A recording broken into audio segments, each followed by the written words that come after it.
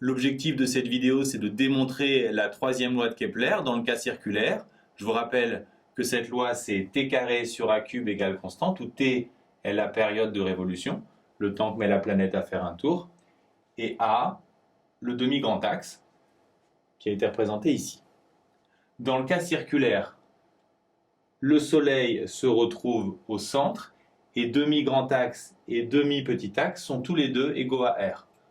En particulier donc A égale R, ce qui donne comme objectif t carré sur R cube égale constante.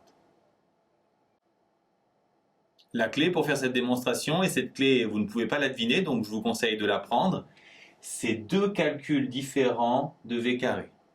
Le premier est très simple, il suffit de faire le bilan sur un tour. Il faut constater que puisque le mouvement est circulaire, il va être uniforme, c'est-à-dire que la vitesse, elle est constante. Si elle est constante, ça signifie que la vitesse instantanée est toujours égale à la vitesse moyenne. Et la vitesse moyenne, elle est très facile à calculer. C'est V égale D sur T. La distance, c'est le périmètre du cercle. Le temps, ça va être la durée d'un tour. On fait bien le bilan sur un tour. Le périmètre d'un cercle, vous devez le savoir, c'est 2πr. La durée d'un tour, par définition, c'est la période de révolution.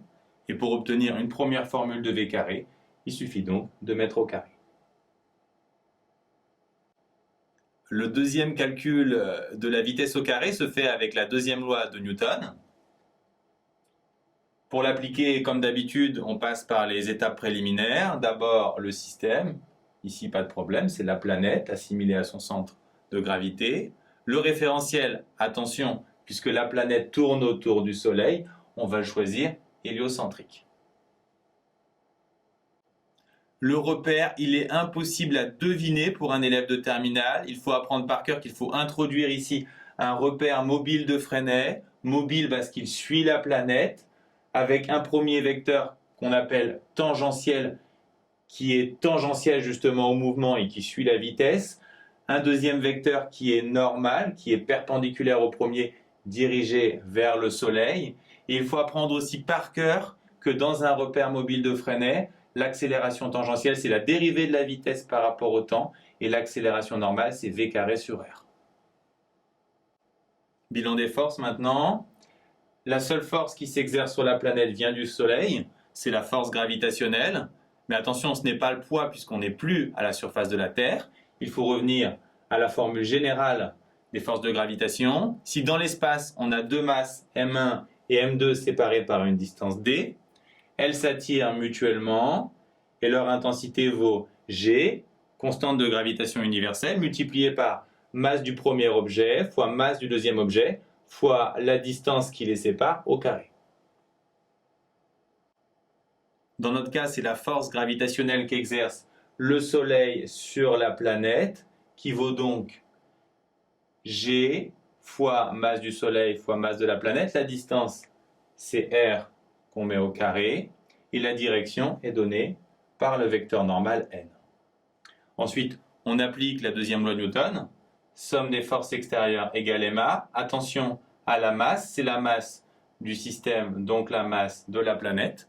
On remplace la somme des forces par la force gravitationnelle et on obtient cette équation.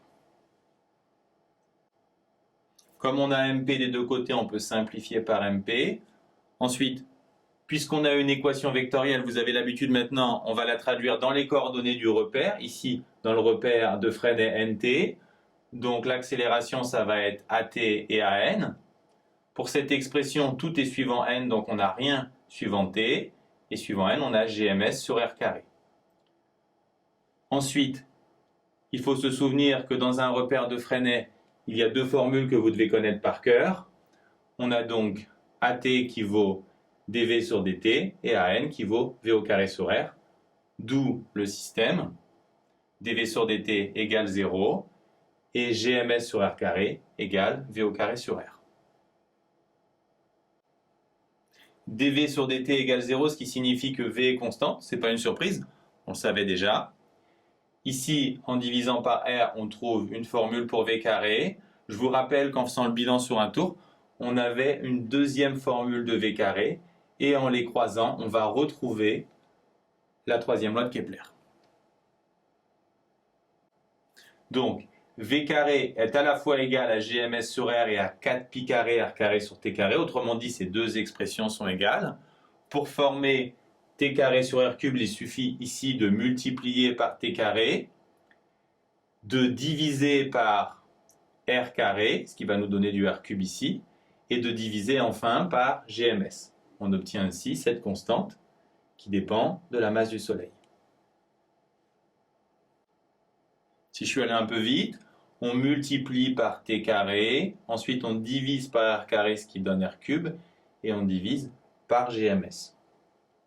La présence de MS signifie que cette constante est valable pour tous les corps qui tournent autour du Soleil. Par contre, si on s'intéresse aux corps qui tournent autour de la Terre, la constante sera 4 pi carré GMT.